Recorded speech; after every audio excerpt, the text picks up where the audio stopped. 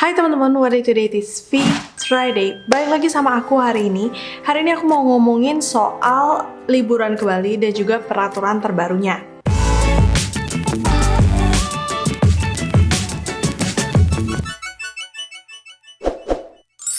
Liburan Natal dan Tahun Baru udah di ujung mata banget nih teman-teman, alias udah tinggal beberapa hari lagi.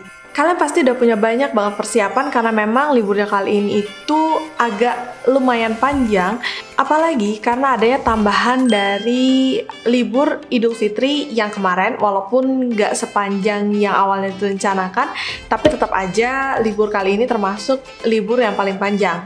Dan bakal pas banget buat kalian liburan ke luar kota.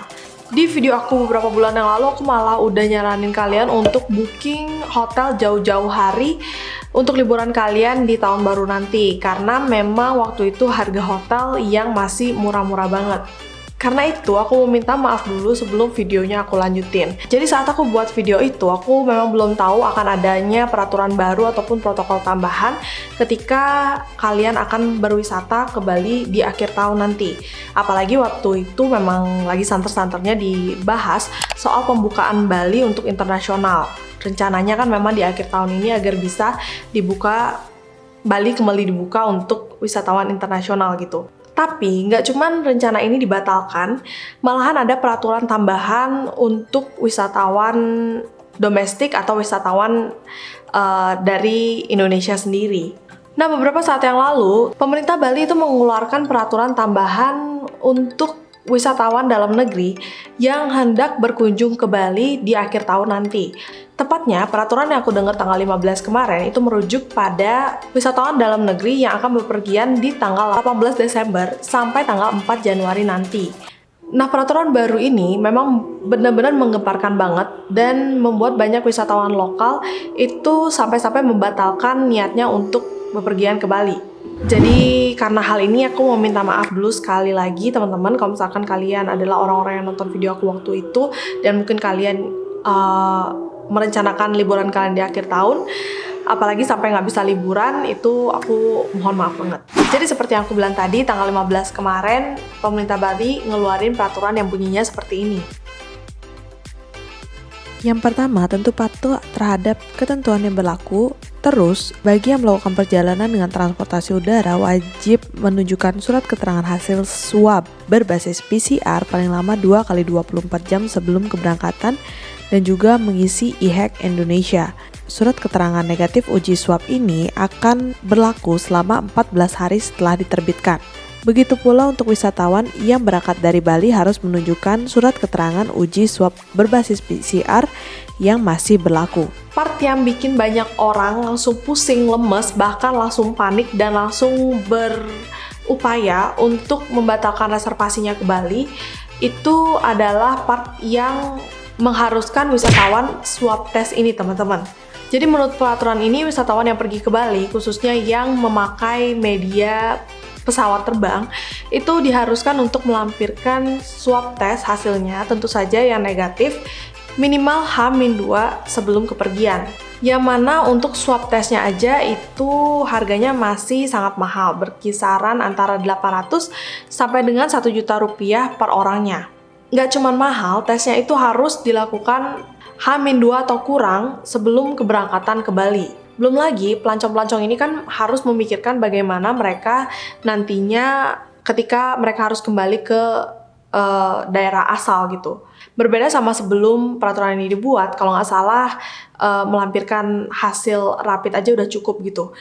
Apa yang terjadi di Bali, kami selaku orang-orang yang bergelut di bisnis hotelier, mendapat banyak banget keluhan dan juga permintaan untuk cancellation di tanggal 16 dan 17 kemarin. Hari ini tuh aku ngerekamnya kebetulan tanggal 18 Desember banget.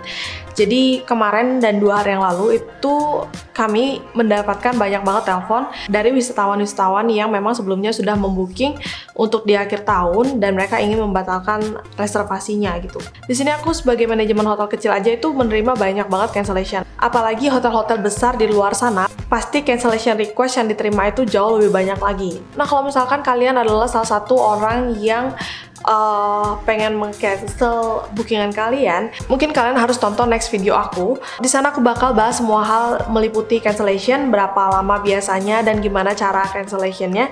Itu aku bakal bahas di video aku yang selanjutnya. Nggak diragukan lagi, mungkin pemerintah banyak banget dapat protes dari pelaku usaha hotelier. Mungkin karena itu juga hari ini tepat di tanggal 18 Desember, tadi pagi aku baca beritanya bahwa peraturan yang diluncurkan tanggal 15 Desember kemarin itu hari ini diubah. Udah macam angka COVID aja ya, diupdate tiap harinya, ini peraturan juga update tiap hari kayak gitu. Jadi per tanggal 18 Desember ini ada beberapa poin yang diubah dari peraturan sebelumnya, yakni yang pertama, pemberlakuan peraturan ini akan dimulai dari tanggal 19 Desember.